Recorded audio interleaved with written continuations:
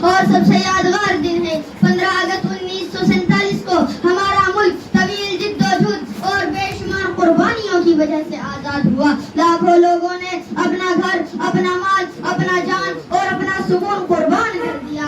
آج ہم سب ان مجاہدین آزادی کو دل کی گہرائیوں سے خراج عقیدت پیش کرتے ہیں. میرے عزیز دوستو، آزادی اللہ تعالیٰ کی ایک بہت بڑی نعمت ہے. ہمیں اس نعمت کی قدر کرنی چاہیے.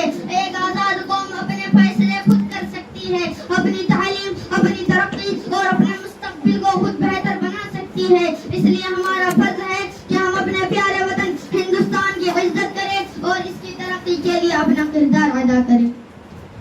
میرے دوستو، ہندوستان ایک عظیم ملک ہے جہاں مختلف مذاہب اور ثقافتی اور زبانیں رکھنے والے لوگ ایک ساتھ بھائی چارگی کے ساتھ رہتے ہیں. یہی ہماری سب سے بڑی طاقت ہے. ہمیں ہمیشہ امن اور اخوت اور رواداری کو فروغ دینا چاہیے، کیونکہ ایک مضبوط اور خوشحال ملک کی پہچان آپس کے محبت سے ہوتی ہے. اللہ تعالی ہم کو ایک بہتر ہندوستانی بننے کی توفیق دے. آمین.